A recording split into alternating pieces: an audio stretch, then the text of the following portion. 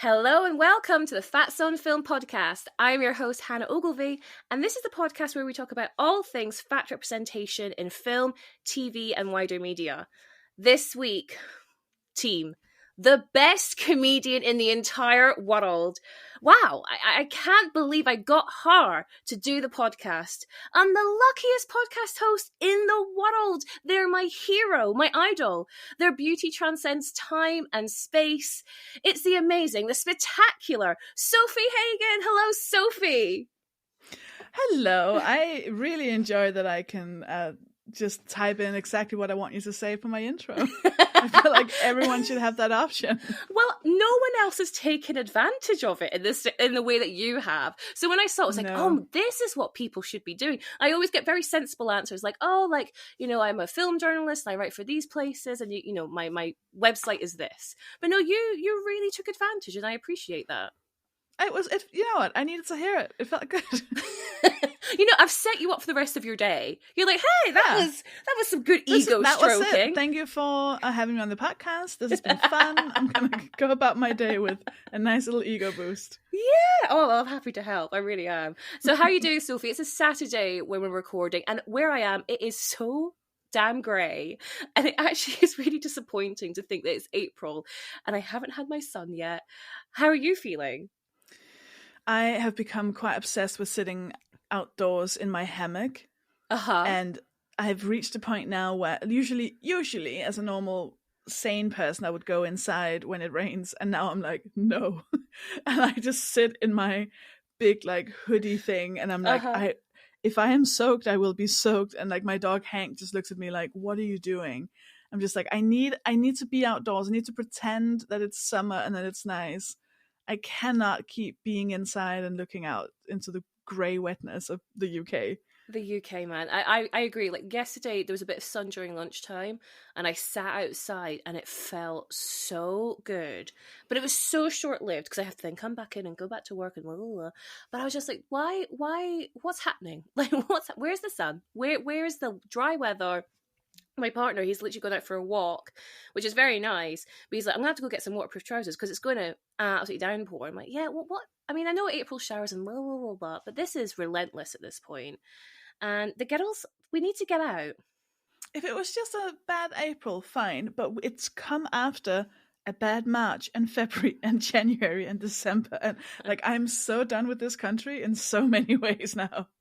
I was literally yesterday Googling where are the best places to live in the world, which is near the beach, because I'm such a beach baby. And I was like, where can I go? And it was like Los Angeles. I was like, no. No. That's not appropriate. No. And but where was one? I think like Tunisia was like a really Portugal. Oh yeah, Portugal. Lisbon was one on the list. Venice. I was like, yeah, but there's no way anyone could afford to live in Venice, right? I was just like, and that's about to be flooded and stuff, isn't it? I don't know what I'm talking about. No, you're right. I think you wouldn't last long anyway because it is sinking.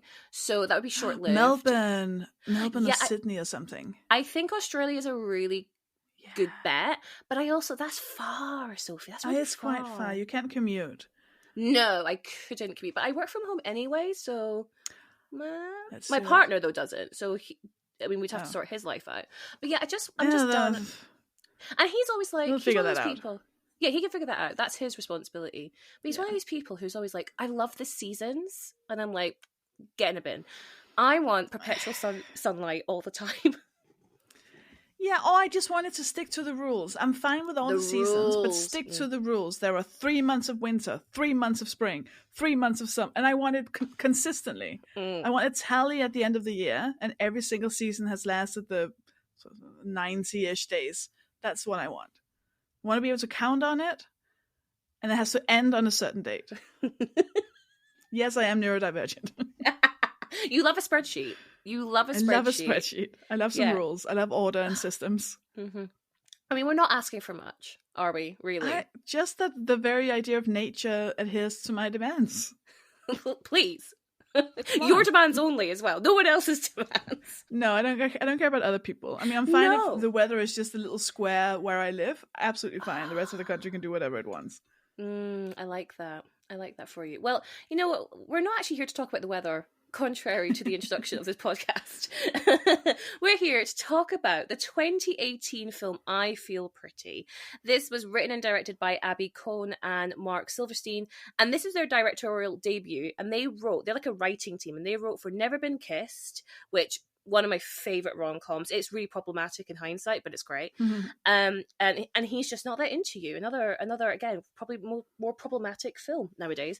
The film stars Amy Schumer, Michelle Williams, Emily Ratajkowski, Rory Scovel, Aidy Bryant, and Busy Phillips. Released in April 2018, budget of $32 million and made $94.5 million. So not a bad return, really. And then I was like, what kind of cultural impact did this have? It was nominated for one award, which was Best Comedic Performance at the MTV Movie Awards of that year, and for Amy Schumer. And she lost to Tiffany Haddish for Girls Trip, which I understand. Yeah, fair. Which I get. Right, Sophie, what is I Feel Pretty all about? It's about Amy Schumer, who is, well, it's whatever she plays. I'm not good at summarizing films, by the way. I should have preempted that. She hates how she looks. She's really shy. She has these two friends, Aidy Bryant and Busy Phillips, who are somehow, I don't know how they managed to make Busy Phillips look not like the hottest person in the whole world. Busy Phillips was my bisexual awakening when she was in Dawson's Creek. Yes. Like, I remember being like, wait a minute, what is happening in my body? Like, this is the most beautiful creature. That jawline, yeah. And somehow they managed to like put grey makeup on her face and now she looks bland. Like, what are you doing? Anyways. I clocked it. So Amy Schumer really wants to be pretty, and then she tries Soul Cycle, like this like spin class. She hits her head, and at this point she works in a basement doing like some technical work, and she hits her head and suddenly weirdly believes she's actually beautiful. Like what we're meant to believe as the audience is that when she looks in the mirror she sees someone who looks different than she does in real life, and then she gets all of this insane confidence and starts to like live in the world as if she is beautiful. And then she gets her dream job, which is to be the receptionist at a makeup company, like a makeup brand. She gets a boyfriend who's Rory Scovel. And then she rises in the ranks, and then she hits her head again. And then she realizes she's not beautiful. And then, of course, do I even have to? And then we learn it's on the what's on the inside that counts, and she was beautiful all along, even though she didn't think she was. Like, something like that. Am I getting it somewhat right? Like, I rewatched it yesterday. I can't believe I spent £4.50 on that film. And it's the second time I've seen it, and I'd never in my life wanted to see it, and for some reason I've watched it twice now. Oh my God! I know what it's about. I'm still just like regurgitating what it's about. It's like, ugh. Yeah, it's not my type of film. I'll say that. I'm not saying this. I'm not necessarily saying it's bad. It's just not what I would ever watch, and yet I've watched it twice. Yeah, I agree. It's not the worst film I've ever seen. You know what I mean? It's really not the worst film, and I really do believe that women should be allowed to make mediocre films, please. So happy for that. But we'll get into it. I also think I feel like the same way. I'm also not. I don't like even the best rom-coms. I don't like. Like I'm not into rom-coms. Like the whole genre is not my style. Sure. And I also feel a bit bad shitting on movies when they're not for me, because I'm like, well, of course I also don't like sci-fi, but that doesn't mean that Star Wars is a bad film. I don't know, never watched it. Hope I never have to do a podcast about it, so I'll have to watch it. Oh, actually, I've signed you up straight after this, Sophie. For a Star Wars I'm doing your podcast. sci-fi podcast. No, I do understand. Like, because on the contrary, I love a rom-com. But I had actively avoided this particular one because of the messaging of the storyline, and I think watching it the first time a couple of days ago, I was like, oh no, I was right to avoid it. It is what I thought it was trying to say, which is disappointing. But yeah, let's let the listeners know, why did you pick, if you don't like rom-com, Sophie, why did you pick I Feel Pretty for this podcast? Well, let me tell you the story of me and I Feel Pretty. When did you say it came out? Was it 2018? 2018. Yeah.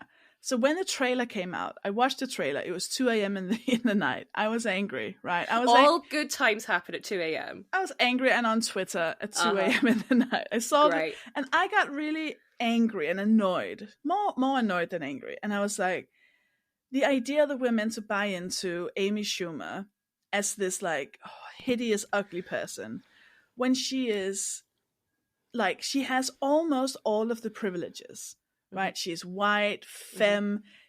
And I can see that she's not like model skinny. Sure. She's like what, a size, I don't know, 8, 10, 6, I don't know. She's like, she's not plus size. She's not even chubby. Yeah. And I can see that her face isn't conventionally beautiful the way that I can see I know what they are saying, but she's still more beauty privileged than like 99% of the population. Literally. And we're meant to laugh at the fact that her thinking she's beautiful is funny. Yeah. Like, we're meant to laugh at the fact that she has confidence. And everyone in the movie reacts as if that's insane. When she's like, I know I'm beautiful. People are like, oh my God, what? Yeah. And so I did a little Twitter thread where I was just like, oh, come on. Like, really? We're meant to believe this is a thing? Like, she's so close to being perfect. Anyways, did my little tweets, went to bed, woke up the next morning, and my phone was on fire, and it was wild, like thousands and thousands and thousands of retweets and quote tweets and replies and articles everywhere. And all these articles said the same. So what had happened was I'd been put on Twitter Discovery or whatever that was called, the trending thing, right? With the headline, everyone hates Amy Schumer's new film. And there were like CNN articles, like Washington Post articles, like BBC, like Guardian. Every article in the world was about how, and I quote, everyone hates Amy Schumer's new film. In every single article, it was just my tweets. Only my no, and then maybe one or two people who had then like said, yeah, Sophie's right. But it was just me. Yeah. And all these articles were saying like, yeah, people say, and then they quoted my tweets. No one else. Like, there was literally no one else in these articles. And I was like, what is happening? And then I was sent an article that was like Bill Maher on his talk show, who's this like right-wing horrible person. Horrible. It's like says that Sofie Hagen is an idiot or something. And I was like, I think it was my agent who sent it, and I was like, haha, wouldn't that be funny? And he's like, watch the clip. Oh my God. And then I was like, on Bill Maher's US talk show, which I'm assuming is watched by many. Yeah. My fucking photo and my tweets were on the screen, and he was going, this, I don't know what he said, like, Sofie Hagen, fucking idiot. You're a fucking idiot. Yeah. And he was like, he was like trying to say like, oh, Amy Schumer's not beautiful, like not thin. She's not thin. She's not, you're an idiot. You didn't get the move. Something like that. And I was like, what is happening? And then Amy Schumer I think he put up the clip, or she put up the clip and wrote like, thank you, Bill. Thank you so much. That throws me. What? Whoa. Thanking this man for mad thinking you're ugly. Well, so then there's two things, right, that I find interesting about all of this. Tell me. One is, a couple of months later, maybe like 6 months later, I did a gig, and this guy came up to me afterwards and was like, Sophie, I'm so sorry. I'm so sorry. And I was like, what? He was like, I think I've ruined your life. And I was like, what do you mean? And he was like, well, I work for Twitter, and I saw your tweets about I Feel Pretty, and I just really agreed with it and thought it was great. So I put it in like the trending section of Twitter, and I saw what happened. So it's just like one, but that I find interesting. The second thing I find really fascinating is, and I know now I'm just like rambling along, but I think this is all interesting for us to think about as like a broader picture. About 6 months later, there was a Danish comedian who did a brand new TV show. And he sent me a message where he was like, "Hey, Sophie, would you like to watch my TV show and then like tweet about it if you like it?" He said, "Of course, you don't just have to like it. You can tweet about it, whatever you think." And I was like, "Oh, yeah, that sounds nice." Then I watched it, and it was one of the most horrific, fat-phobic, misogynistic, like we're talking like rape jokes, like. Oh my God. I was shocked, and then I thought, he knows that this is bad. And then I messaged a few of the other Danish feminists, and he'd messaged all of them saying, "You can say whatever you want about it online." So I instantly got in touch with all of the Danish feminists. There were not that many at the time. And I was like, say nothing. I was like, we say nothing about this. And people were like outraged. Like, we need to. And I was like, no, please trust me. Please trust me. Say nothing. So no one did. He then DM'd me and was like, "What the fuck are you doing?" Like, he was furious.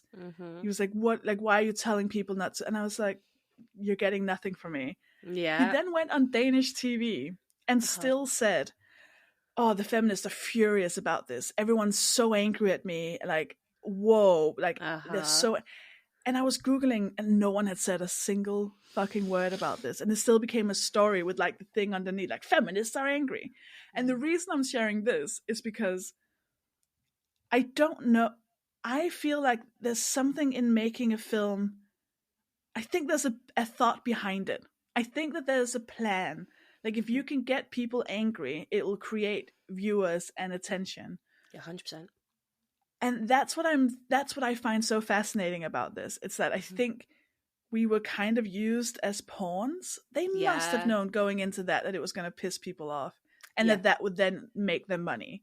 Because they were so ready to pounce on the idea that someone didn't like this film, even though most people didn't give a shit. Yeah, I couldn't agree more. Because if I think back to 2018, the mid-10s, Amy Schumer was such a Marmite presence, right? People either really liked her or really hated her. And like the thing that people went after her the most is that she was unconventionally attractive. Is that the right word? Or not? She wasn't seen as conventionally attractive. Yeah. That was the thing. Like, she wasn't, supermodel thin. She has a round face, blah blah blah. And then you also like put her in this film with the title of "I Feel Pretty."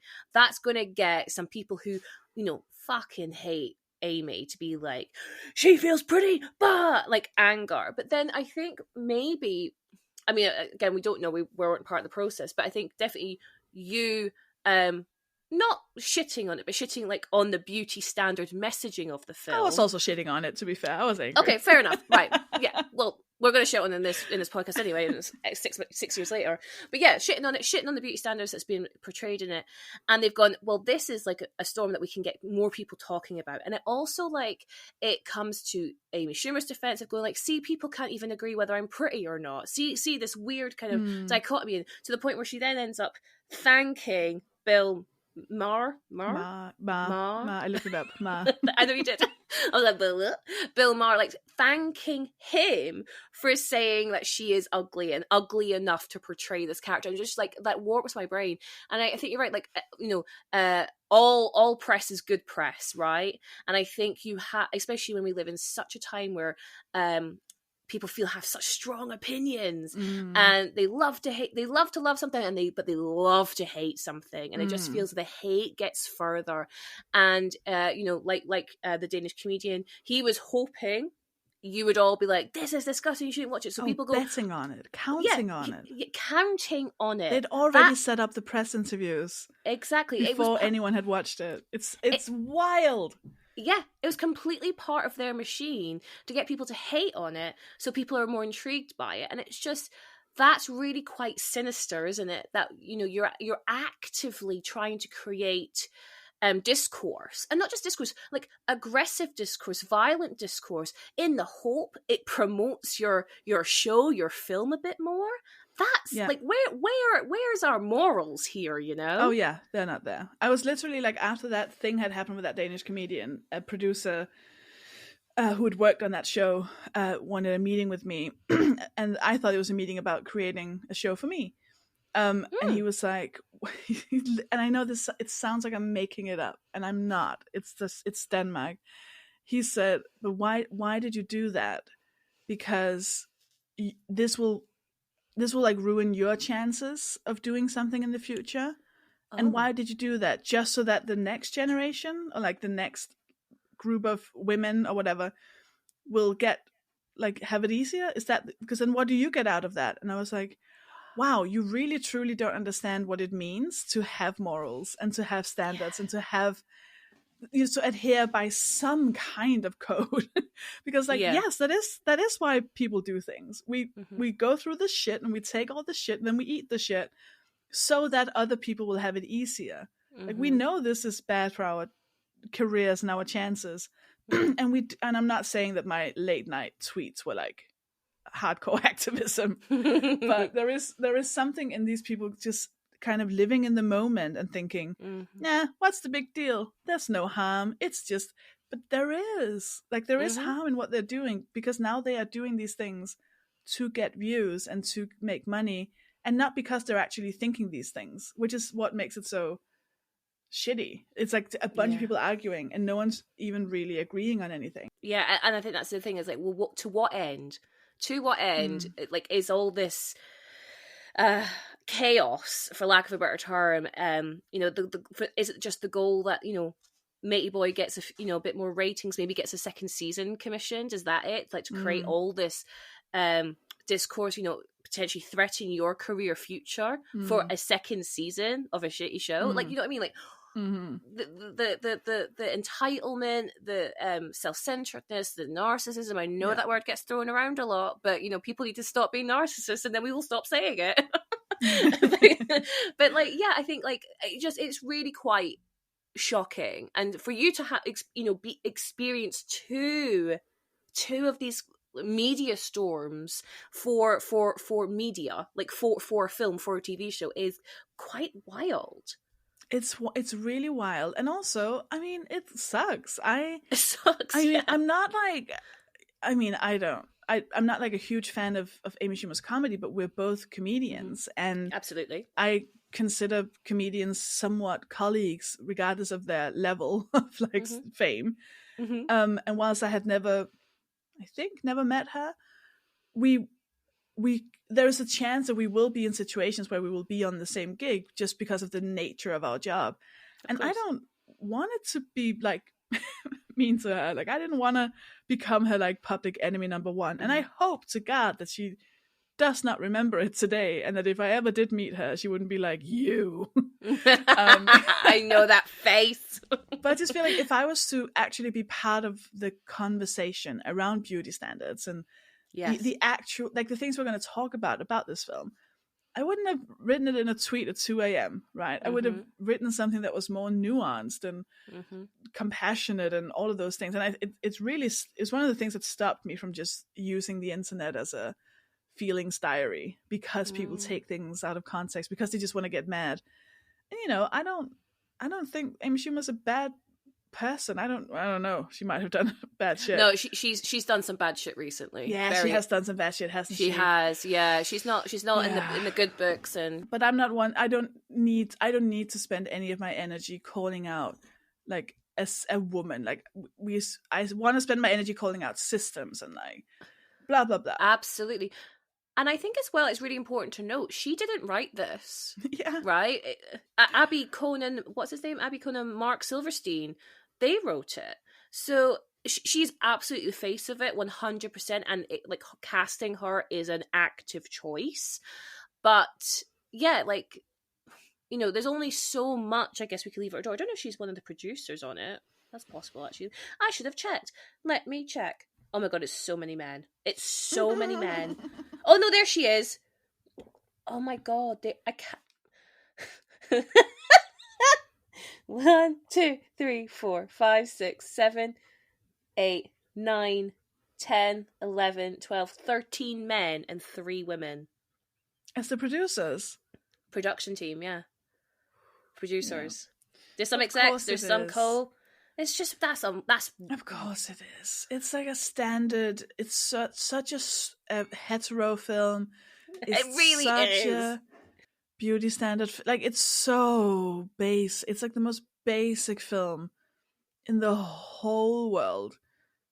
We're introduced to Amy Schumer's character. Renee Bennett is her name, and she goes to Soul Cycle, as you say. I want to know how much Soul Cycle paid for this. They get used like 4 times at the whole film, and she goes up and she asks for these shoes, right?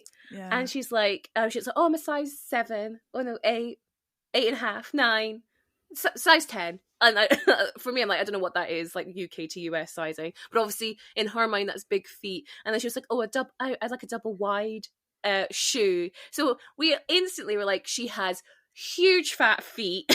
And obviously, she's so embarrassed by it. And the woman behind the counter is like, like, oh, have we got any double wide shoes? Like, it's just so gross. Like, that's the opening scene. And I was like, oh my God, like, this is going to be a nasty film, and it was.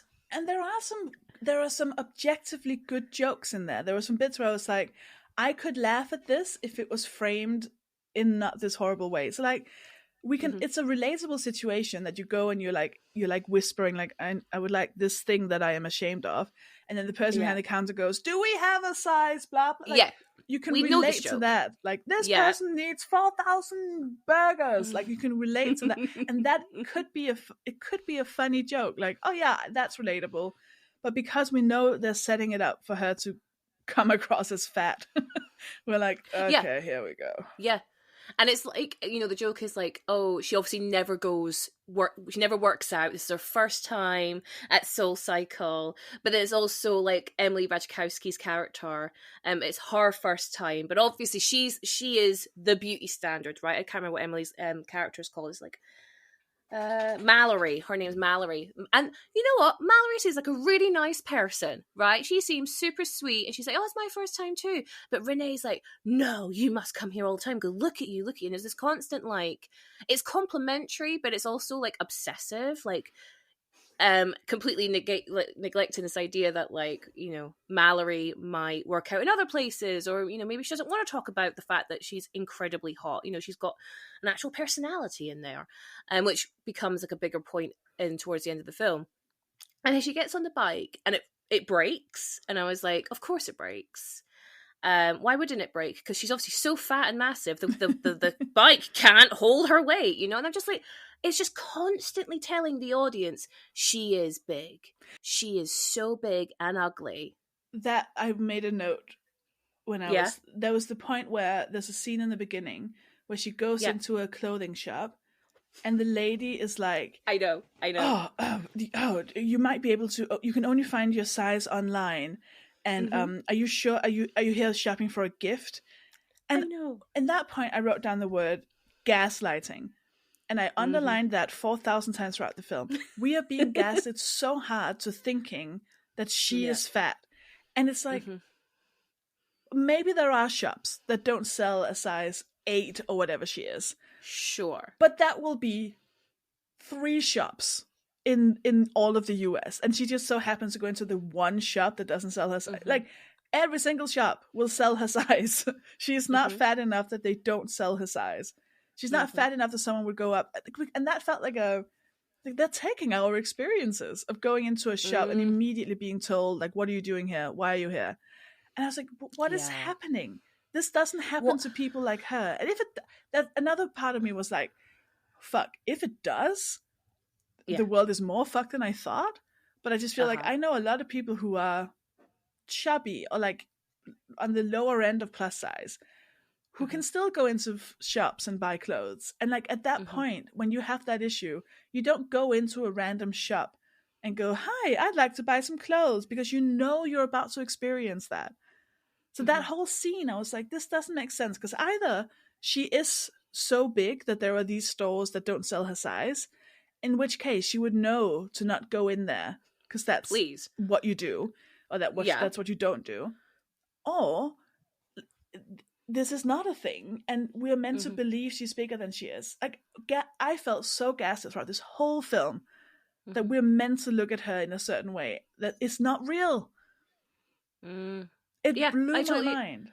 Yeah, it was really frustrating to watch. I mean, to be fair, like, there was a scene as she gets home, I think so she's kind of undressing herself, and she has Spanx on, or shapewear on, I should say. And I was like, no, that feels genuine. Like, you know, I think every woman of all sizes wears shapewear, but again, in the framing of the film, it's meant to be like, oh, and she's even trying to like make herself look smaller than what she actually is, and this is the problem the film constantly has in terms of its messaging, is it's gaslighting the audience. It's making us, you know, think no wonder she's wishing for like to be pretty, you know, to be like drop dead gorgeous, especially when she compares herself to Emily Ratajkowski's character Mallory. And then we have that scene when they're in the grocery store, and a guy comes up and hits on Mallory, like no worries, and then I can't remember how Renee gets involved, but the guy goes to her like, oh no, thank you, sir, and misgenders her. And I was like, oh my god, like it's so, again, I know the film is meant to be like, oh, that's really horrible, but it's also meant to be funny, because it's like, well, of course, like, why is she trying to get involved? He's trying to hit on the hot girl, and she's not the hot girl, so blah blah blah. And then, you know, Mallory dismisses him, whatever she wants to do, but Amy Schumer's character can't even believe. She's like, oh my god, you must get that all the time. And she says something which is so sad. She goes, I mean, what does it feel like to be undeniably pretty? To have those parts of life open up when you look like you? And you're like, well, I mean, don't get me wrong, pretty privilege is 100% a thing, like 100% a thing. But like what she's just watched Mallory experience is something I would hate to experience. And the film is trying to frame it as if that's a positive thing to happen, to have like men constantly harass the you. The 13 male producers were like, you know what women want? They wish that men would just hit on them in grocery shops. Please, because there's a point that when she gets hit on the head and she now thinks she's gorgeous, air quotes please on the gorgeous, and she walks past the builders and she thinks they're wolf whistling at her, and she's like so like flattered by it. And I was like, okay, first of all, whoever has wrote this has no concept of what wolf whistling means, because it happens to everybody. It is a power play. And it's not meant to compliment you. It's not meant to flatter you. No. Dehumanize you. And I was like, and it's meant to be like, oh, all male attention is flattering, and it's like, no, it isn't. It is harassment. It is so annoying that you can't just go into a shop and not be followed by some dude or just someone watching. It's horrible. And this film frames it as like, that's what every girl wants, right? And they do it the other way around as well, in a weird way, where Rory Scovel, who is one of the best comedians in the world, you have to go to, if you haven't seen his stand-up, it is so good. Like, he is fantastic.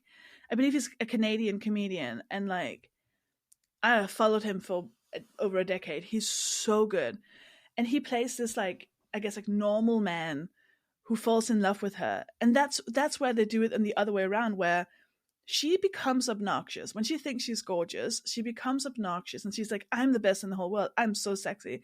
Everyone wants me. Da, da, da. And he's like, wow, you're amazing. I'm so in love with you and fascinated by you. And it also feels so weird, because like, no, most people would be like, oh, you're a narcissist, or you're annoying, or you're arrogant, or like, his character is meant to be this down to earth, you know, nice guy. And then this woman comes in who's just like, yeah, you love me, don't you just love me? Like, you, and it doesn't ring true to me that his character would be super into that. So it's this like weird image of like what men want and what women want, but when you put them in the situation, it looks weird because that's not real. But maybe that's also a rom-com thing. I think often in rom-coms, I'm like, those two people, what are they doing with each other? Absolutely, you're right. I think there's definitely an audience participation when you have to transcend reality and go, well, this obviously wouldn't happen.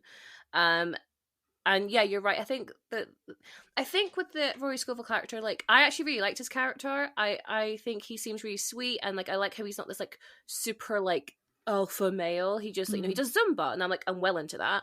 I think he just seems really nice, and I think the story's meant to be like, by seeing how confident she is in her quote unquote average self, it gives him confidence to also just be like confident with what he's got, which is like quote unquote average self.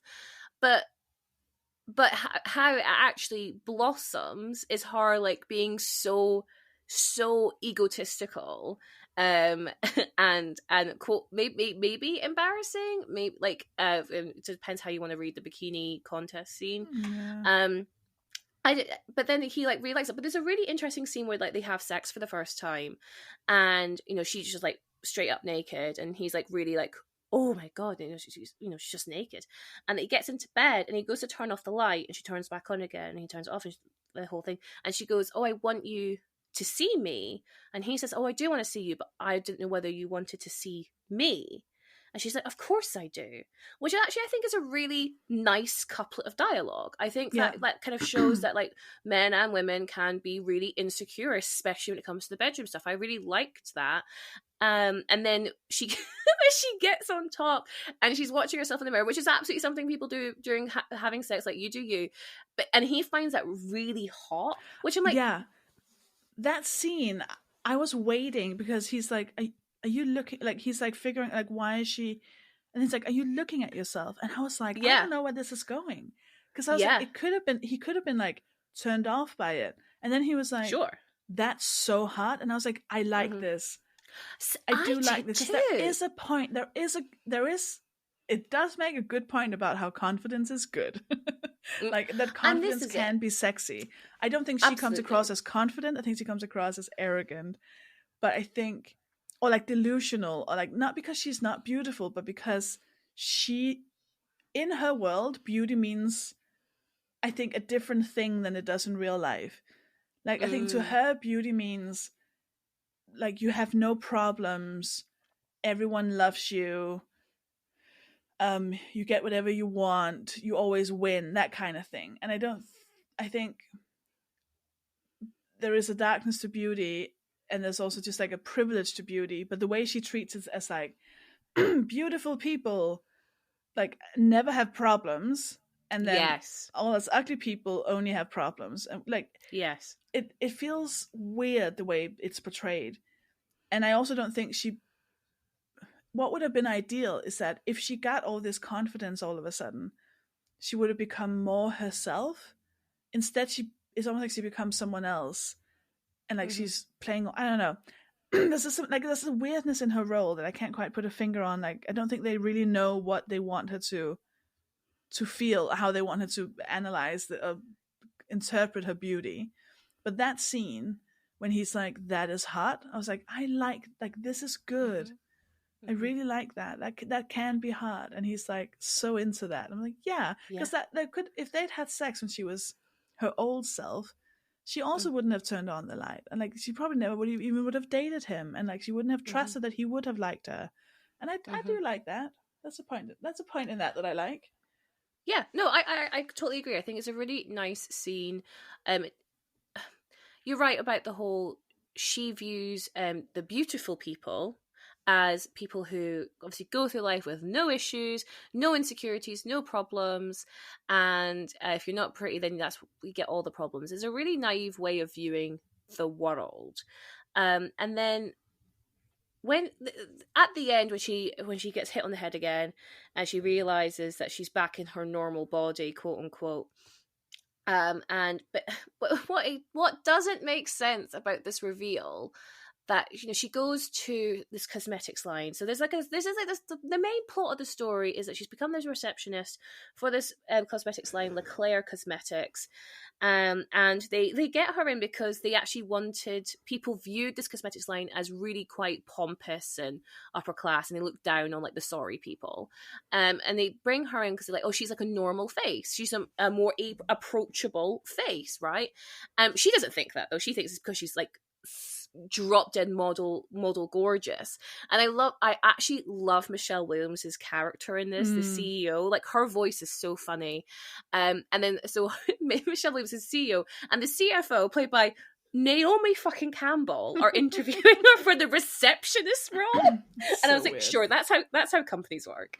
And she gets in, but like, people are really confused when they see her be the face of this cosmetics line, because, you know, like, the film's telling you she is ugly. Remember, she is ugly. Remember, she's so ugly. People are shocked that they've got onto the right floor of this cosmetics company.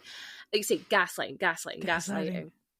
Yeah, and she's really good at this job, right? She's like smashing the receptionist role, and then because she is, you know, one of the former sorry people, she knows what the average person likes. She's actually able to help them with their new, like, kind of more like, what's it, like a drugstore cosmetics line that they're launching, a bit more accessible. So she helps Michelle Williams with that, and we find out actually Michelle Williams has her own insecurities around her voice, because even though she's stunning, oh my god, stunning people also have insecurities. What a shocker! Who would have known, right? When you said earlier, like, it's so basic. This is what we're talking about. It's this idea that, like, that. For some reason, I don't know how old Renee's meant to be, but I would have thought, you know, maybe early to mid 30s. The fact she's gone through her entire life thinking that these people are, like, one-dimensional is shocking. I think this is why I found it a tiny bit triggering, because when I was 16, maybe 15, 16, I wrote at school. We had to write, like, an analysis of the fairy tale Snow White. I'm guessing Snow White. And what I wrote was essentially like, oh yeah, it's so hard to be Snow White, she's so pretty. Like, I was just like, I tore her apart. Maybe it was Cinderella, I don't know. I was just like, oh, beautiful woman, blah blah. Like, I was so, like, shitting on beautiful people, but also very clearly coming from a place of a lot of insecurity. And my teacher saw through that and said to me that she couldn't pass me before I'd written an extra assignment, and all it had to have was the title, something like why it's difficult to be beautiful. And I was so angry. I was just like, what the fuck are you talking about? It's not hard at all. They're so lucky. They're all bitches. Like, I was a teenager. And and it made me I contacted all of my friends who were conventionally attractive. I had friends who were models and, like, people who were just, like, fucking stunning. And I just asked them, like, up front, like, is there anything that's really difficult for you? And the first thing they all said was, no, everything's great. Like, they were very like, no, I have nothing to complain about. And I was like, no, but honestly, is there anything? And then they all opened up. And it was like, the men were very like, or the boys, I should say, because of the age, were very like, I can't be friends with women because they always end up telling me they're in love with me. And the women were like, like, I have massive issues around being perceived as stupid because I'm beautiful. Like, no one ever listens to me. They just, like, look at me. And there were so many points where, yes, our instincts would be to go, oh yeah, that must be really hard, you know? Yeah, I was just like, 100%. But you can have compassion for people even though they're not going through the same thing as you, right? Like, exactly. I can imagine it really sucks every time you make a really good friend. They're like, now I'm in love with you, and you have to break their hearts if you're not in love with them. And I wrote that essay and I was like, oh, I get it now. And I was 16, and it's exactly what you say. It's that if Renee Bennett is, like, in her 30s or even just late 20s, it's like, have you never spoken to other human beings? Also, you're friends with Busy Phillips, who is stunning. I can't. Like, what? How can you pretend just because she doesn't wear, like, foundation or whatever?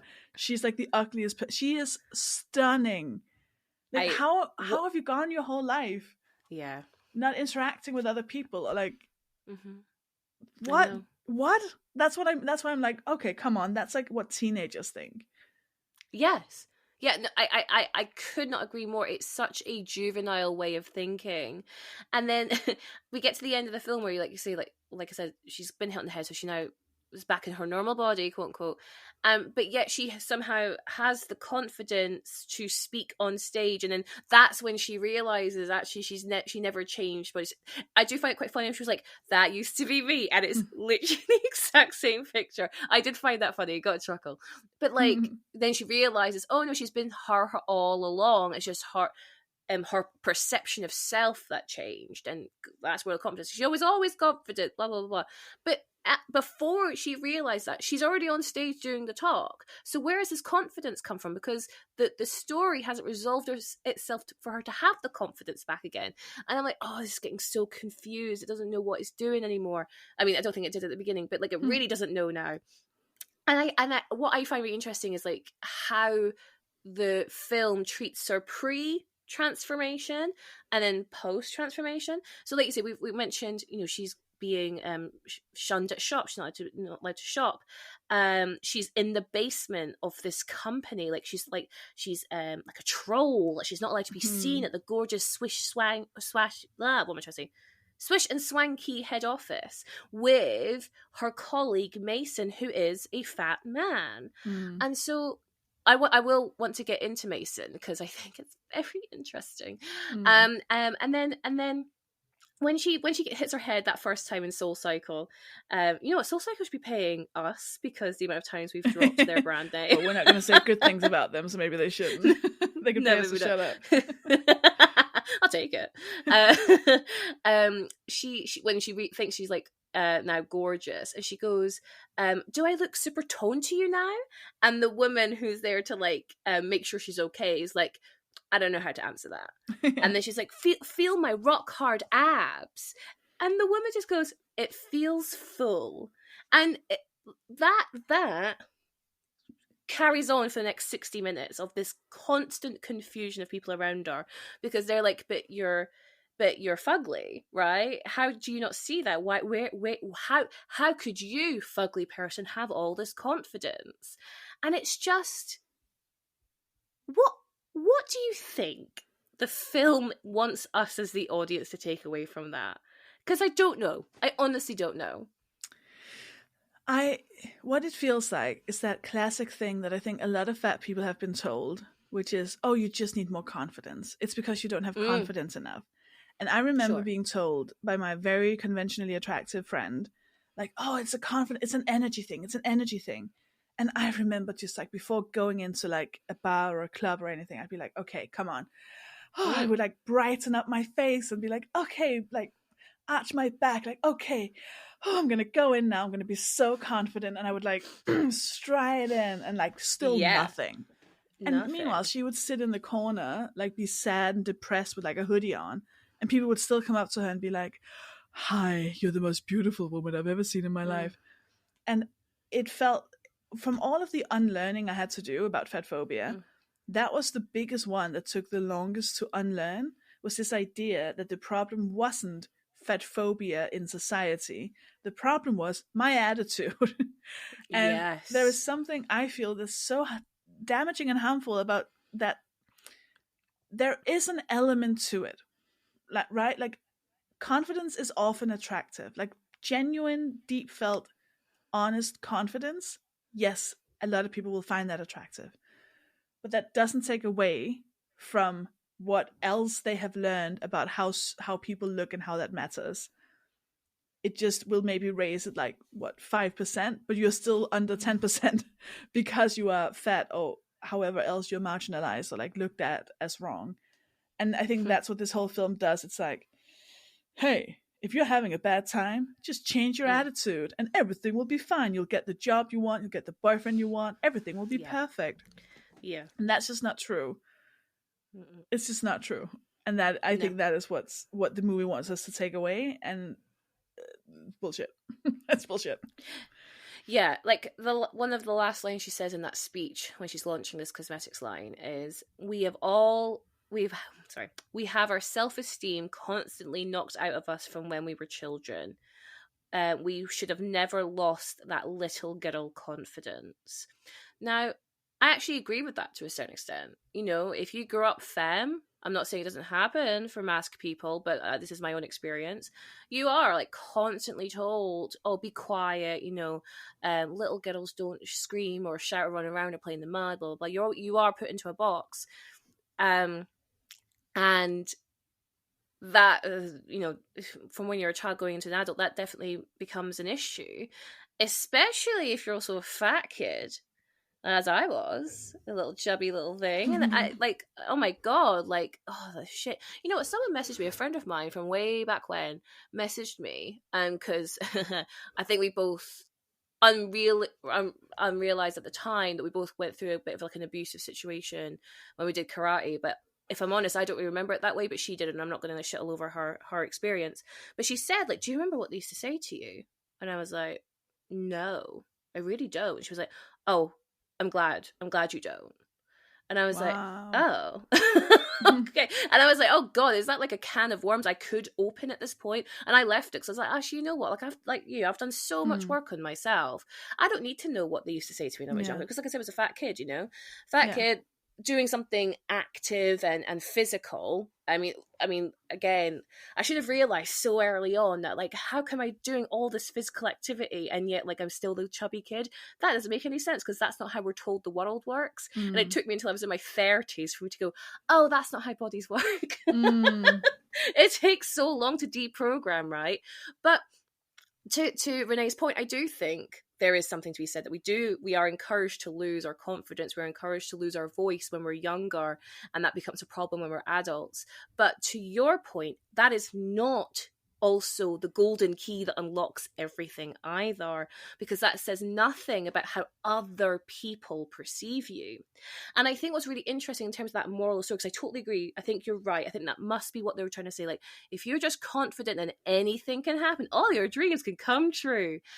But it never actually resolves the fact that she becomes an obnoxious asshole and is so rude to anyone who isn't conventionally attractive, including her friends Busy Phillips and Eddie Bryant. She never really resolves that. She never resolves the fact that she looks down upon people who didn't look like her. And so, like, ultimately, if it really wanted to tidy up all of that conflict, it needs to be said, like, A, 100% have confidence in yourself, and then B, stop judging other people. But it never does B. It never says the other problem we have. What do you mean it doesn't resolve it? She invites them to the big speech and then she hugs them afterwards. She puts their picture on the screen.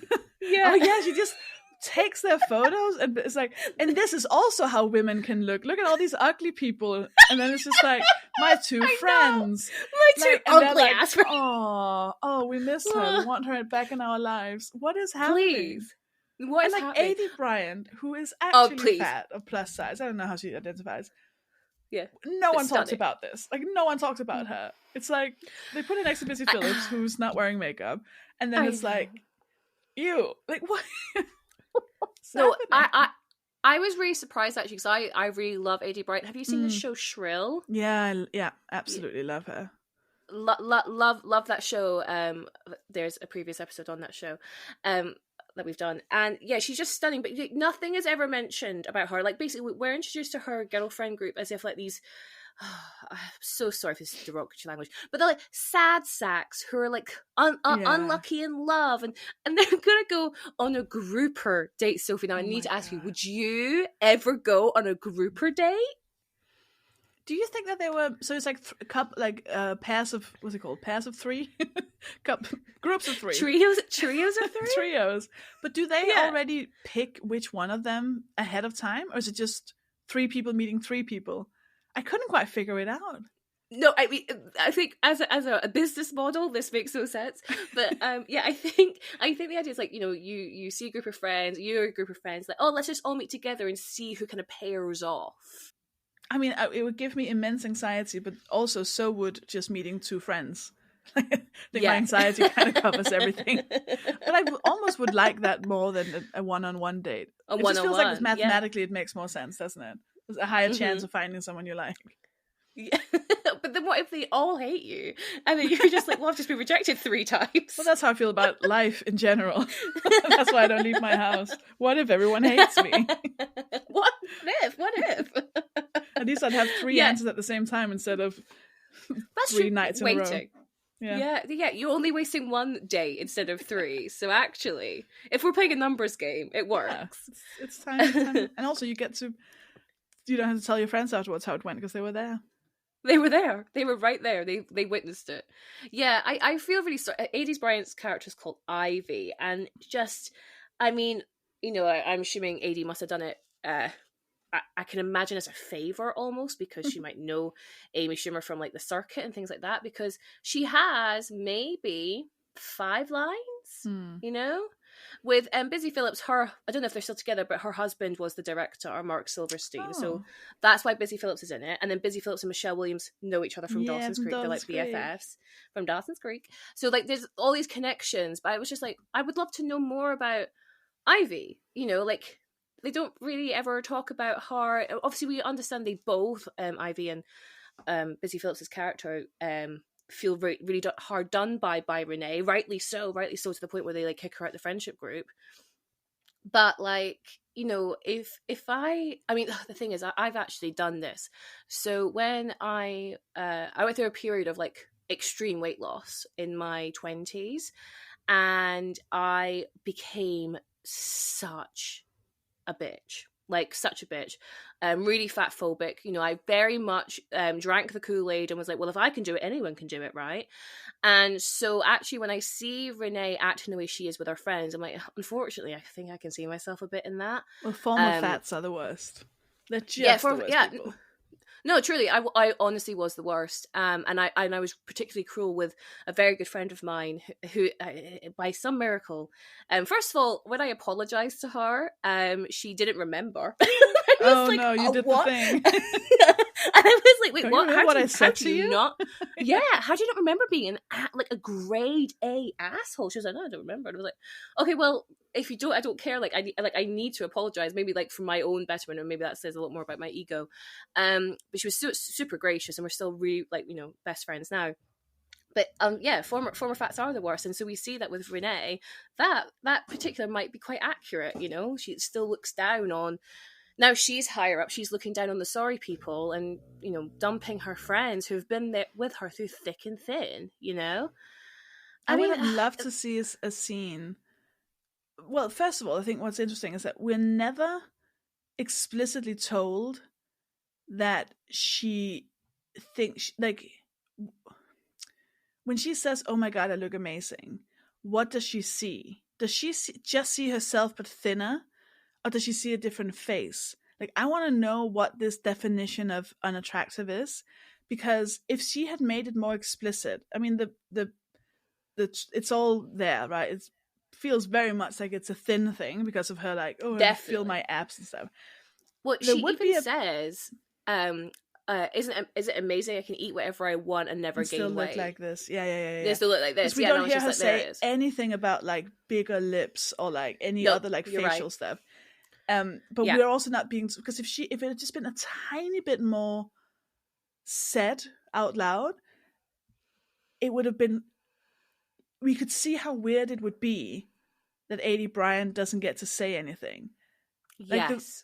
If she'd only said out loud, I am now thinner so I look better, Aidy Bryant could have come in and said, what the fuck do you think about me then? What have you thought about me this whole time? Or we could have heard Busy Phillips say, well, I've always been thin and I'm still not happy. Like, where is the...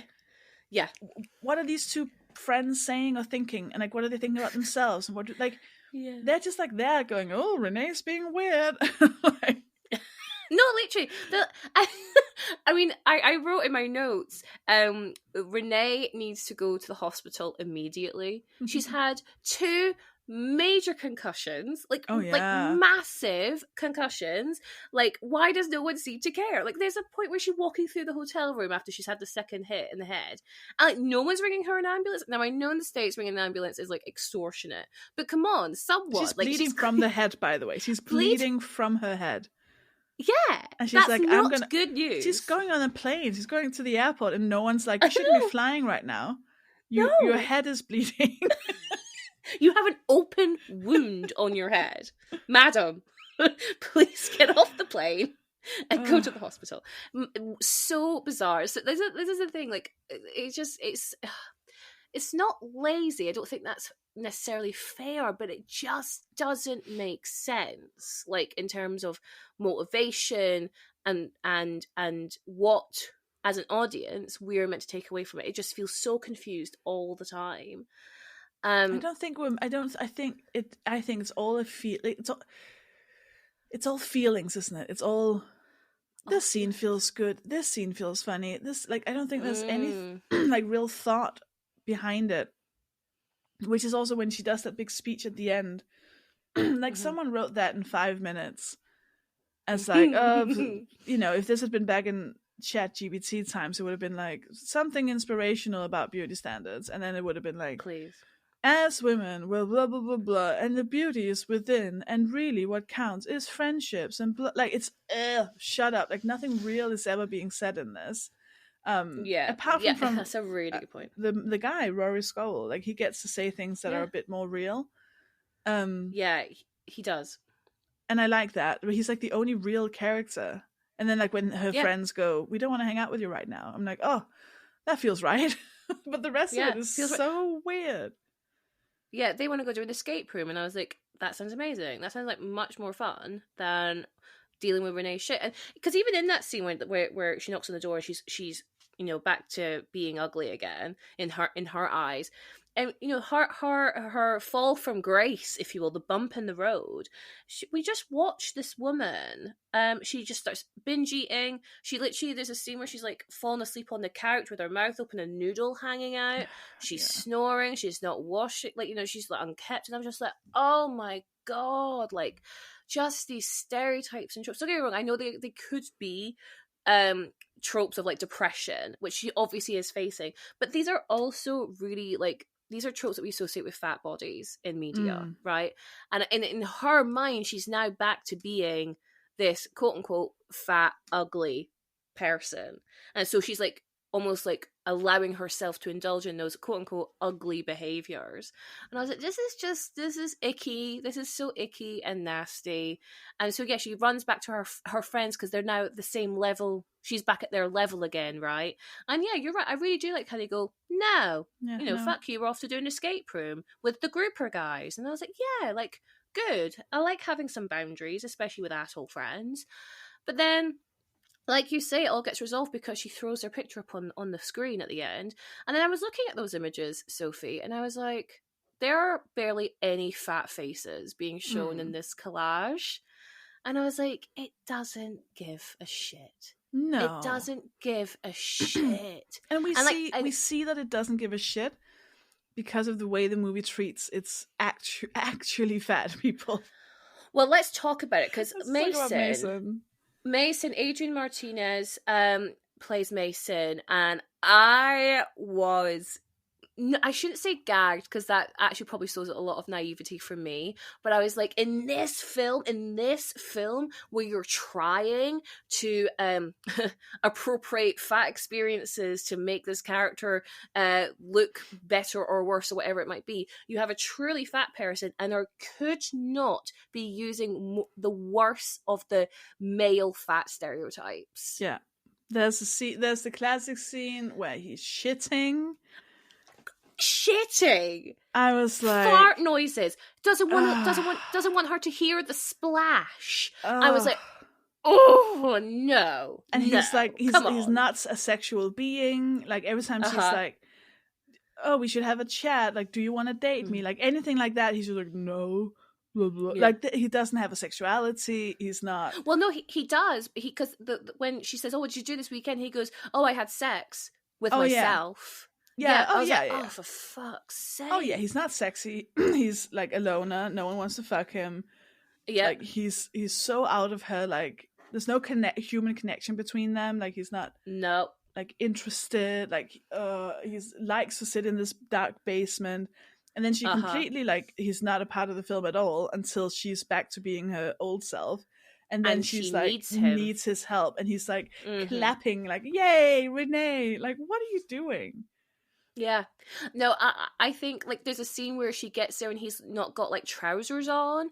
And I was like, again, like, it's this idea that, like, fat people, especially fat men, don't have any, like, social standards or understand social etiquette. Unhygienic and unhygienic. And I was just like, this is fucking foul. Like, this is a really horrible thing to kind of watch in this particular context of the film.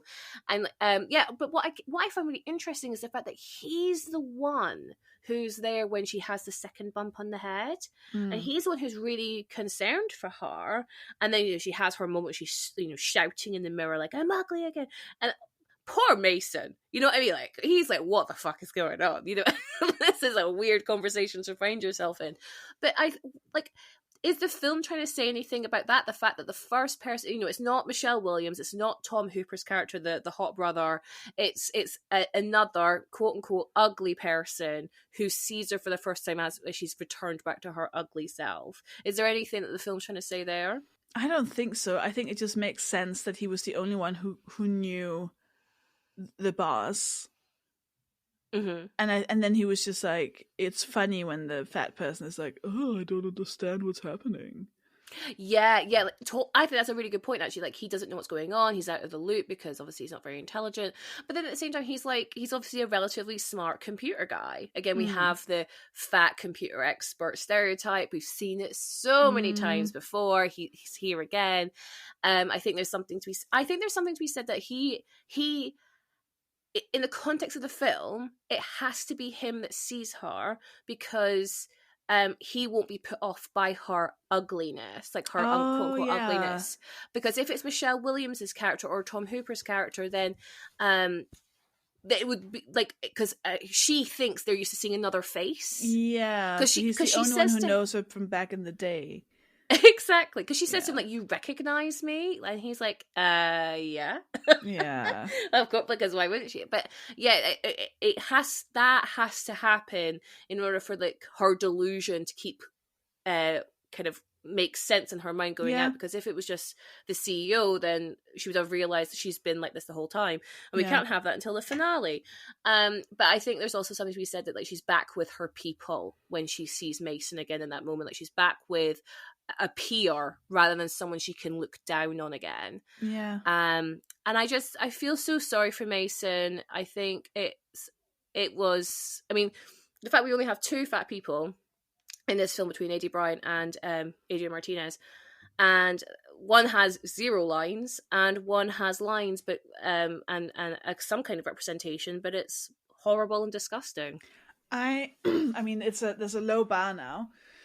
What I will give the film is that it could have done the thing of putting A.D. Bryant and Mason together. Oh, yeah, I was thinking, I was like, must be with fats. Yeah, I was like, are they gonna? Because she's like looking for love, and he's like, I had sex with myself. I'm like, I was like, they better not. Yeah. You better not be doing that. And then they didn't. I'm glad, but there is that, like, oh, it's always there. It's like I remember in the series You, when there's like, I'm like, oh, who are they gonna pair the fat guy with? Like, you're just like waiting for it. You're waiting for it. Like, when are they gonna do it? And I guess they didn't do it with this one. So you gotta give them that. No, they didn't. Well, you know what? We'll give it a cookie there. It's not got many cookies, but like, you can have half a Chips Ahoy for that one particular decision. It's such. I guess it would have given them too much character development if they'd done that. It would have given them too much screen time. And we've already got. I'm going to say something to make it clear. This is a joke. We've already got the disgusting Amy Schumer on screen. We don't need any more of these fat people on then screen. Then people are going to turn it off because it's not. It's too much. It's too much ugly. The thing We're that's barely so weird getting people about through the door. Is that her confidence is so extreme. It's so weird because not even the thin people or the conventionally attractive people in the show are that confident. No, you're right. That's a really good point. It doesn't make sense. She's not. Yeah. Even if she was like, "Oh, I am so beautiful right now," you would still look around you and go, "Okay, well then, how are other beautiful people acting?" Oh, like, do you know what I mean? Like, no one's like, everyone's walking around being super insecure around her, and she's like, I'm beautiful, why are you not? Like, I don't know, it's so weird. Also because it's like the way we're all meant to feel about ourselves. We're all meant to feel bad about ourselves, and weight is just one of the ways. Yeah. Like, because realistically what happens when someone loses weight or gets like whatever surgery they wanted to look a certain way, the next step is, okay, well then my eyes are too droopy, then I have too many wrinkles, then I have this, I'm not thin enough, I need a whatever bum surgery, whatever. Like, the next step isn't, oh, now everything's great. The next step is, oh shit, I'm still a piece of shit, because again, like, that's the whole point of confidence, is that the confidence doesn't have much to do with how you look. Like, it has to do with how you're treated, and the fact that you've been told your whole life that you are not good enough, regardless of how you look. And that's what makes it so weird, is that even if she did suddenly overnight, like within a split second, turn into someone who looked radically different, you'd still feel like shit. Like, you wouldn't just be like, and now I'm perfect. Because even people who are, as we see, people who are perfect looking don't feel like it's so, it doesn't make sense. You're absolutely right. I think, like I said, I actually quite like Mallory, Emily Ratajkowski's character, because, she there's that moment where she's back at fucking Soul Cycle, and she's crying, and Renee walks in. She's like, "You're alright?" She's like, "Oh, like, just split with my boyfriend." And she's like, "Oh my god, like, like, you're better off without him." She's like, "Oh no, I got dumped this time," and she cannot believe it. But where this comes in the story, like, my point is, she can't believe that this incredibly hot woman, literally Ellie Ratajkowski, has been dumped. Like, who would dump her? Like, oh my god, like, every, blah blah blah. But this is after Renee has been pretty and has lost the pretty again. And I'm like, what do you mean? How have you not learned anything on that journey? And I think the reason why is because when she is pretty, she faces no issue. No issue. Yeah. She's no issue. Like you say, she just climbs the ranks of her job. She gets the boyfriend. Tom Hooper's throwing himself at her. Like, in her mind, she is winning at life. And then the thing she has to overcome doesn't happen until she's lost the beauty in her eyes. And so, and that's really hard from like a storytelling, not storytelling before. Yeah, I guess it's a storytelling point of view, but also from like what is the messaging of the film? Because her experience of being pretty was so flawless, and so like all these doors open up for me. Like, it was literally her wildest dreams come true. It doesn't give her that realization that being pretty isn't just plain sailing for everybody. But also, it wasn't all smooth sailing. Like, it, I know it was, but also every time she said something, people looked at each other and did like a what? Like, but she seems to not notice. But why? What you would notice? No, you would. Yeah, I agree. Real people would totally notice, especially if we agree. We totally accept her apparent pre-pretty lifestyle, which is people were constantly judging her for shit. Yeah. It's like, if you've been judged your whole life, it doesn't matter how much self-work you do, that all that kind of unlearning of fat phobia, blah blah blah, you are always acutely aware of someone's, you know what people think of you because you've had it your entire life. It may not affect you in the way it might have done 10 years ago when you're a teenager, or however long it took you to do the work, but you're still aware of it. You know what I mean? Because you can't change how other people will perceive you. That's on them. So I can't believe, if Amy Schumer has gone through her whole life being judged for being fat and ugly, as the film likes to portray, that she then goes being pretty and she still can't feel those eyes, feel that judgment, because that's not real life. That's not how people move through the world, And I'll also say, as someone who has had that low self-esteem, and who has envied people that beautiful. Oh god! When you, in my experience, when you say to a conventionally attractive person, "What, you got dumped? Someone would dump you?" They don't react by going, "Yeah." They go, "Yeah," because what the fuck? Of course, I experience things that are shit. Like what? Like, they are so sick of hearing that from people that they're not going to be like, "I know, right? Me dumped." Like, they're going to be like, this is annoying, you're being annoying, it's uncomfortable to be talked to like this. Like, it's so patronizing. Oh. And dehumanizing. Like, she constantly dehumanizes these beautiful people around her. Like, we're going back to, like, she just sees them as one-dimensional. She sees they must have no problems. And I just can't go over the fact that, I mean, I don't, if I'm overly aging this woman, I apologize, but she just feels like she's like 32, you know what I mean? I'm like, my God, you're 32, you're living in New York, and you have no concept that other people have their own lives and complexities. Like, fuck me. Like, you really need to get some perspective. Yeah, especially when she has two friends who, I cannot stress enough how beautiful Busy Phillips is. And also Amy Bryant, of course, but like it's two sides of the same. Like, you should be able to see, this is how someone who's fatter than me experiences life. This is how someone who's thinner than me experiences life, or like more conventionally attractive or whatever.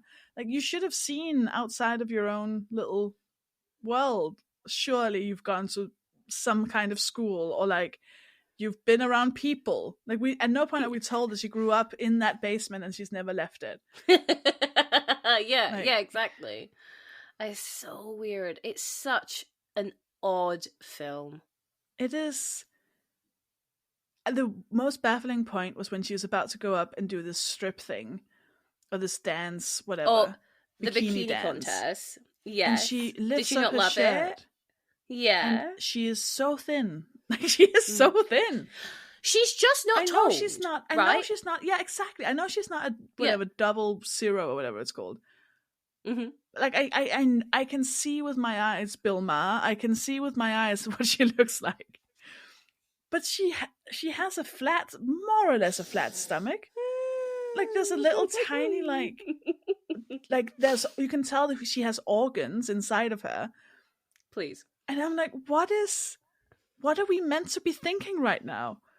Yeah, like, I know. But also there was a part of me that thought, well, there is probably a world where people live in a bubble where this is fat and disgusting. Like, there is a... 1,000%. And I was thinking, I don't know how much it is in New York, or maybe it's not about where you are, but I feel like maybe in Hollywood, it would be abnormal to see that. And there would be people... Like, I have friends who are conventionally attractive and very, very thin, and they do notice those, like, tiny, tiny things.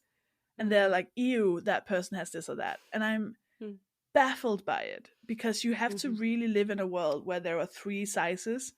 And if you are the top size, you are the fattest person in the world. And that top size could be 2, like a size 2 or size 4. So I was also watching it thinking, are we just seeing something as if we are aliens watching something from another planet? And we're like, what the fuck is happening? But we have to acknowledge that there is this planet where this is fat and disgusting. Yeah. Like, it must come from someone must be watching this film going, yeah, wow, she's so brave for dancing when she looks like that. Like, someone must be thinking that. No, 1,000%. So there's a couple things here. So I think, like, one of the reasons why I think we are so gagged by this is because this kind of behavior, this gaslighting of a generation of people, when we have these rom-coms and they go, they're so fat. So, like, your Bridget Jones's Diary, right? You know, telling us that apparently Bridget is so fat and disgusting. No wonder Hugh Grant cheated on her. I'm like, excuse me, who, where, what? Like, what? She's thin. She's thin. And then I always bring up Marty McCutcheon in Love Actually. Like, she's constantly fat shamed in that film, and she is, again, ridiculous. There's a profile shot of her in that film where she is undeniably thin, and yet we are being told through the script, through the film, through the framing, that she is so large. Like, how, again, Hugh Grant, again, how could, of course, like, why would Hugh Grant even find Marty McCutcheon attractive? Like, oh my God, are you serious? You know, we grew up with that in the early 2000s. And so I think, you know, we always talk about that now. We always go, there's that meme going around, it's based on Taylor Swift's song. I don't know Taylor Swift, but it's like, grew up in the asylum, in group in my asylum, where people are putting the things. Yeah, I'm not explaining it very well. But someone did one, what's her tag is Carvilli, and she did one, and it was all these like rom-coms of the noughties where we were told these women were fat. But this is like 2003, 2004, and then we're in 2018, and it's the exact same thing. Now, to your point, the beauty standards is so toxic and strict that like unless you subscribe to it fully, you are vulnerable to people being assholes. So for example, you know, like I'm on the old TikTok and Instagram, and I can see, like, you know, mid-sized girlies, you know, size 10, size 12 fashion people, and I can see in the comments people just reading them for filth for having maybe a bit of a bigger arm, a bit of a tum, you know, whatever it might be. So this happens. The policing of bodies happens at every size. And so from that point of view, I empathize, because I'm like, oh, this fucking shit, you know. But then I also think, and then maybe this is my own ego talking, and I'm also me, right? So I'm obviously going to be biased. But I think if you think you're getting shit because you're a size 10 with a bit of a flabby arm, could you maybe empathize with truly fat people and maybe like think about what they get and think about how worse it could get? I'm not trying to say that my struggle's worse than your struggle, because we're all living our own shit. But I think this is why I really struggle with like allyship within the body positivity community, because I always hear people go like, oh, well, I get shit and I'm this size and that's really unfair. And I'm like, no, you're totally right. But it is also worse for other people. And you can go into shops and buy clothes, and you can fit onto planes, no problem. People aren't going to be really scared if they get sat next to you on a plane. You can go to the doctors and they're not going to bring up your weight. Like, there's actually a lot of privilege there. And this is the point at the very core of this. There's no recognition of Renee's privilege. She pre-pretty, post-pretty, constantly wears a mini skirt, right? Yeah. She's in a mini skirt. Now, fat people can 100% wear mini skirts, but we're just a bit more prep when we wear one. We're putting chub rub shorts on. We're putting on, you know, the gel. We need to make sure it like covers our ass, unless you're into that. We like, couldn't walk through the soul cycle things because the gaps between the cycles, they were so small. Yeah. I was like, that's not very inclusive. Yeah, really weird. She's always in heels. And again, don't get me wrong, there are fat people who wear heels. I find it really uncomfortable. Because I need the support, you know. But like, there's all these little things. She can get a job. Period. She got a job. I mean, it's in the basement. But then, yeah, I just think like there's so much. She lives on her own in a flat in New York. Like, she's obviously doing really well in life, but she completely never recognizes the fact that actually she's, you know, she is in a privileged body, and she has a round face, and you she know also what I mean? comes like she's femme, white, middle class at least, right? She's presenting as straight and is straight, you know, cis, non-disabled. Like she is, like you could almost, the only thing she doesn't have going for her is that she's not a man, and she's 5 pounds bigger than a size 0 or whatever. Like, there is so little, and then she doesn't have a conventionally symmetrical face or whatever. Like, that's it. That is like it. The character we're all meant to like root for and be like, oh my god, it must be so hard being her. What? What? And she's presented as like the dregs of society.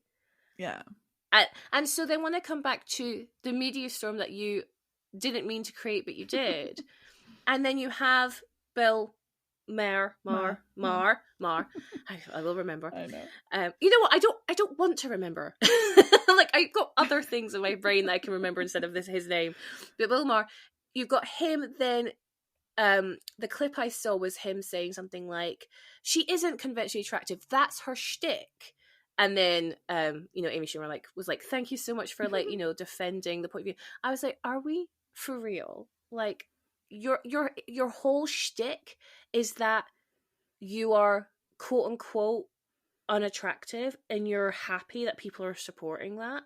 Like, why are you not using that platform for like truly people who are marginalized? Why are you making yourself a victim?" I have a theory. Do you want to hear my theory? Let's go. So Amy Schumer and Jennifer Lawrence, my theory is that they have had exactly the same PR training, because around the same time, Amy started going on talk shows and being like, oh, I feel weird sitting here in a dress. I'm going to sit weirdly on this chair. I don't know. Basically, what she was doing and saying was, I don't know how to be a woman or one of those women. At the same time, Jennifer Lawrence tripped on the red carpet twice. Made a big deal out of inviting her 4,000 brothers to one of the awards thing. She started like burping on camera and being like, oh my God, I fucked up. I don't know how to wear a dress. And she would go on these shows and be like, I am just a tomboy. I think around the time when feminism was like feminism in media, someone told these two people that you have to embrace the sort of like, I'm not like the other girls. And it fucking worked, because there was nothing outrageous about Jennifer Lawrence before this. Like, no one cared. No one gave a shit. She was just like another beautiful woman who looked like everyone else. And they both did this thing of like, I'm like a real person. I'm just like you. And now it's normal. Now everyone does it. But it happened at the same time. They did the same thing. And I think that is exactly what Bill Maher means. Like, this is the shtick. This is what gets them ahead in Hollywood, is by going, I'm not like those stuck-up bitches who are only doing what they have been told to do, and who are being punished if they do anything else. If they are not angelical at any moment, they get torn down. But then these two are beautiful enough, or like conventionally attractive enough, that they still get to be on TV. But now we like them a bit more because they're down to earth. And it's like... And that's how they can get away with like, oh, we don't need to book other people who are actually marginalized. Like, we can have these two because they're more like real people. They're not like those other women. Yeah, and it's like when we have brands, companies who do like body positivity campaigns, but they hire plus size models who are really only like a size 12 and they always have flat stomachs, right? But because they absolutely are bigger than your stereotypical model sizing, so you compare the two, of course they are bigger, but they are so like, they are the most consumable idea of fat. They are big in the right places, right? They've got the hourglass femme. Absolutely, white, long hair, white, 100%. They're long hair. They're very often have very beautiful, conventionally attractive faces, like very like the right proportions and straight white teeth and all of those things. All those good stuff, and so they can go. But we hired some different people, but it's the most consumable idea of it. And then they use the language of saying all women. This is for all women. Goes up to size 24. It's for all women. But all women, right? There's no one over a size 24, is there? No, of course there isn't, babe. No.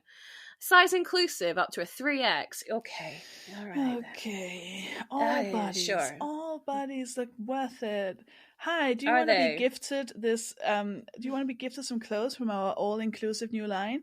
Oh, I'd love to. Do you do anything in my... Oh, you don't. Okay, then I'm probably not going to advertise it for you. Free. That's it. It is frustrating because, I mean, going back to, I think, the word of the episode, gaslighting. It is, we're constantly being gaslit. So it's like, again, you have, but we are being size inclusive up to a certain size. And so, but if you're bigger than that, then, that's actually a you problem. And it's like... It's not, like, it isn't. And the thing is, you said earlier, I don't want to go after individuals because it's the system, and this is the thing. We're so encouraged to treat it on an individual issue basis. And as soon as you go, no, it's the system that's fucked. It's the system that's rigged. People think that you're trying to make yourself into a victim. You cannot win. Win. And I think, like, in this is a really good example, like Amy Schumer's way of capitalizing on the media storm that surrounded her was to make herself the victim, and she does that, and she did it very, very successfully. She is, I think your theory could be absolutely spot on, especially because they're meant to be like BFFs as well, so they probably share some management company. Who knows? The same PR person. Yeah, I'm so obsessed with finding out if that is real, because who are they?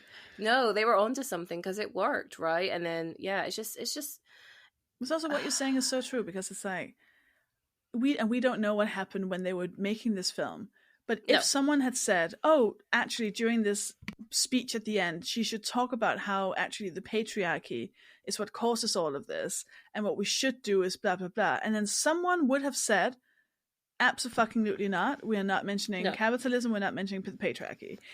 Someone could have been like, oh, let's get a fat black woman. Let's get a trans person. And then someone would have been like, well, no, because then it's not going to sell tickets. And they would have been right and that's why we go back to society and like the system.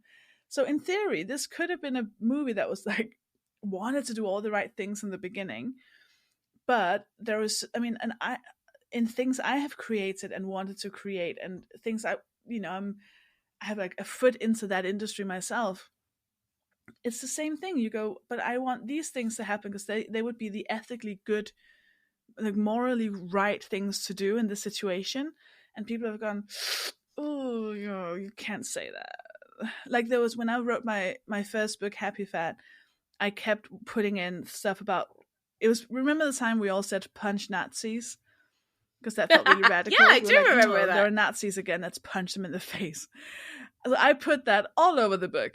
And my editor was like, no, you cannot say that. And I was so upset about it and so angry that I ended up putting in like a hidden message at the back of the book where all the first word in each sentence started with a letter that would then end up spelling punch Nazis. And it was such a struggle for me because I was like, I want this in the book. And I was also told, no, we can't back that. We can't stand behind that for whatever reason. And it's just a tiny example of like, that should be on me. And now I learn it usually will be. And she probably just might have got scared or whatever. But it happens all the time. You're like, this feels so unethical. This feels so wrong. And there's some exec, some CEO, some company policy, some whatever that is just bigger and more powerful than you because they are the ones backed up by this problematic system. That sometimes we don't have. That's why it feels weird to like shit all over Amy Schumer, who is just a hired actress for this, because it's like, did she have any power? And then we can discuss would she have used it if she did. That's a whole other thing. But it's not as easy as to say, why didn't you just book an unknown person who was more marginalized? Because well, then you cunts wouldn't have watched it, would you? Exactly. Because no one would have backed it with money. It wouldn't have been on our screens. That's why it's a bigger problem, isn't it? Than just the individual movie or producer or whatever. Like, do I want to see how fat people are actually treated? Because if that was shown, I'd be like, well, that's sad. I want to see fat people being wanted and loved and fucked. But then when they are, I'm like, well, you're not showing the bad side of it. So I don't know what I want from it. I think why I like Baby Reindeer, because it just felt realistic instead of overly stereotyped or overly like fictionalized in a weird way where you're like, well, that wouldn't happen in real life. I hear you. I think we have, with fat representation, the reason we come across as so we're damned if we do, damned if we don't, is because there's so few examples. Yeah. If fat people were represented in the same way that straight sized people were, then this wouldn't be a conversation, because we would be represented in all aspects of life. But because it's only these very few examples, it's really hard to find perfect representation when you've only got 100 examples instead of also within the same film, right? If there is one fat character and that is the villain, because I was thinking about like Orange Is the New Black, where there are so many different types of fat people within that you can't be like, oh, you're already, because yes, there is a very good point, a butch fat person who is sexually aggressive at times, and you're like, oh no. But then there's also this like the sort of the fat, what's his name? He's like a guard, and he's just like a bit sad but also really funny. And then there's that other fat guard, Shauna something, who's just like a bit funny. Like there's all these like, none of them are like super positive. What are we in the future? But at least you get to see different versions of them, where when a show has one of them, you're like, oh, okay, I see where you're putting, there were this, you can tell by there were no other fat people in that spin studio in the Soul Cycle class, right? Like there's some very purposeful decisions being made there. Like you're not wanting this to look diverse. You're using the fat person when you want something bad to happen, instead of just including fat people in your universe. Yeah, exactly. And that's really rounded off with that collage at the end with all these pictures of like normal looking women, normal looking femme presenting people, and there are very few fat people. I'm just like, oh, for fuck's sake, Renee. Yeah, for fuck's sake. Renee, you fat phobic piece of shit. I'm calling my friend Bill Maher to yeah, Bill Maher, your friend, my good friend Bill Maher. Yeah. Oh my god, what a weird film. I'm happy we got to discuss it, 'cause I think like it does open itself up for a lot of like really interesting discussion, but it in no way intends to do so, you know? Yeah, and I think that's why I watched it the first time. I was never going to watch. I would never planned on watching it, because that was the other thing that Amy Schumer kept saying around the time was, people, it was just a trailer. Like, people haven't even watched it yet. Like, watch the film. And I was like, okay, she might be right. I watched the film. I was like, no, I pretty much got everything I needed to know from the trailer. Yeah, exactly right. I mean but that's just PR, right? You know, oh, you gotta see the trailer, and you gotta see the film. The trailer doesn't give it, doesn't do it any justice. You gotta see the film. You gotta see the film, and you're like, oh, it was exactly. What I thought but I also don't know what she thought would be proven in the film. No, there's that thing that actors say. I've heard it quite a few times recently, where they say when you're making a film, you have no idea how the film's going to turn out, right? And I do wonder whether that is genuine. Like, she thought it was going to be more than it ended up being. Who knows? She don't know how they're going to edit it all together. You must know a bit of it. You must know some of it. I mean, you were there for most of it. They read the script. I know. Yeah, they read the script for sure, but then how I don't know. Maybe that's just them all covering their arse. I'm not an actress. I mean, also they're not usually you wouldn't be allowed to say anything bad about, like, the contracts around most things are like, you're never allowed to say anything bad about this project, unless you're Dakota Johnson, who just slags off any film she's in. Oh, does she? She's, I like that. She slagged off the 50 Shades of Grey films. I mean, so did Robert Pattinson with Twilight. But I also think, do you want my other movie theory? I think Here we go. It's part of it that Kristen Stewart and Robert Pattinson, I think that's how they got Twilight to be like that successful, because they came out and were like, we don't like this. This was bad. Like, I think it's part of it, because otherwise I don't think they would have been allowed to do it. They would have gotten in trouble. I think they were like, yeah, go out there, be yourselves, like that Danish comedian did, of like, just say whatever you feel about this, because they know that that's going to create all the memes of like, oh my god, Robert Pattinson hates Twilight, look at him, look at him. Yeah. It's all a conspiracy. Oh, nothing's real. It's all been like, we're just living in the Matrix. Oh well, enjoy it while it lasts, I guess. Okay, is there anything else you want to talk about with I Feel Pretty? No, I've already spent more of my life on that film than I ever wanted to or planned to do. I would love to never ever think or talk about it again. Amazing. Okay, well, let's one last question for you, and then we can never talk about it again. So, at the end of a Fats on Film episode, Sophie, we like to rate our films on how well they represent fat bodies, and we like to rate them out of ourselves. And the reason I always say that is because there are opinions, and that's it. You can't argue because it's my opinion. So, out of 5 potential Sophies, what would you give what's the film called? I Feel Pretty. What would you give I Feel Pretty for fat representation? I would give it 2. I would give it one for 80 for being a person who wasn't a caricature. I'm trying to think where the other one would come in. If there even is another one. Maybe it's just one.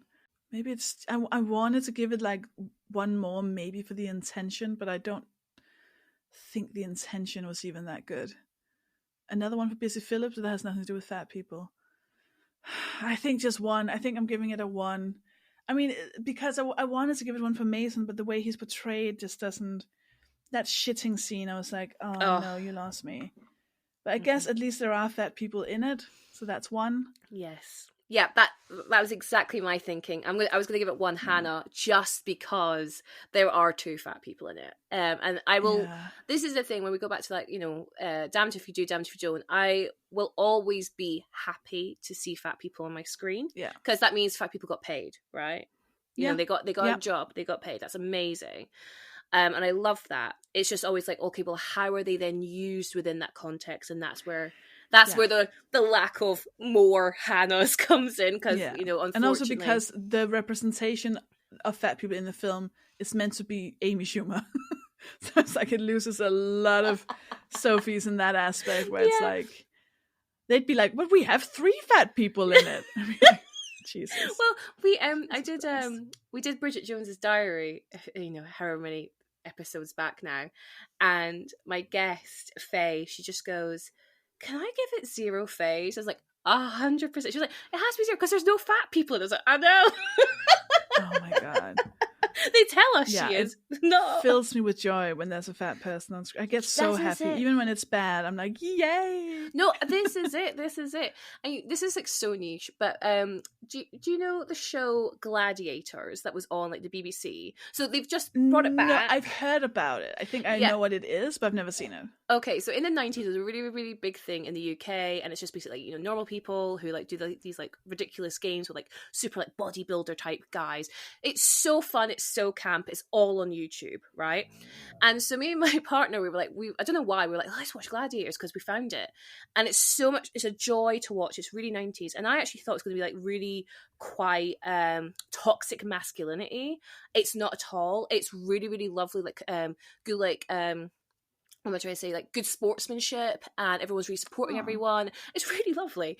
Anyway, when they cast to the crowd on Gladiators, there are so many fat folks, and I just think we have always been here, because we're constantly told this is a modern phenomenon, blah blah blah blah blah blah blah, and I'm like, no, we have always been here. Like, this is the 90s, and you see it in the crowds, and there's something that really warms my heart when I see that, because I'm just like, our history won't be erased. Like, I'm fed off of being told, like, this is because of convenience foods, or people don't care for themselves, and blah blah blah. It's like, no, fat people have always existed, and we will always exist.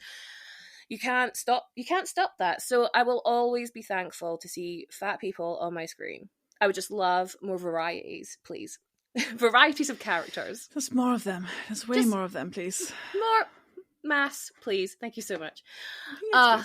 Sophie, thank you so much for coming on the pod and talking all things I Feel Pretty. I think I really hope the listeners enjoyed it. I had a good time. I hope that comes across. A good time. Good. Yeah, even though we were angry, I liked it. It's a cathartic anger, right? We're getting it out, and it's like a bit of a therapy session, because I think one of the things I realized on my own journey, I don't know if you resonate, is I always felt really alone in my thoughts when it came to like fatness and fat representation.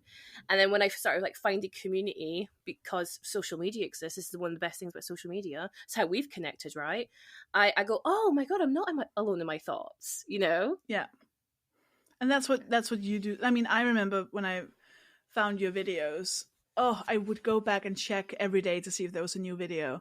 Because it was just so like, and I would get so mad when you presented something and then it had sold out. I was like, Hannah! Sorry. Like, it just gave me so much it's just so, even just seeing someone exist, seeing fat people exist, even if it's just on social media, like, it just feels really, so you've been part of that for me as well, just being like, I want to go back and see, why is there not a new video? Thank you. I mean, I built your ego up at the beginning of this podcast, and you've ended it with building my ego and up. I just read out loud the thing you asked me to say. Okay, thank you so much. I loved your videos on social media. They were very good, and I liked them all. Perfect. No notes. Well, you need to let me and the listeners know where they can find more of you and more of your work. I am currently on tour, all of June, all of July, not all over the UK, unfortunately, some places in the UK. And you can buy my book, Will I Ever Have Sex Again? Which is also out now in all good bookshops. And it's about why we're not having the sex we want. And there's a whole chapter on body image and fatness. And as well as gender, sexuality, sexual education, sexual trauma, and neurodivergency.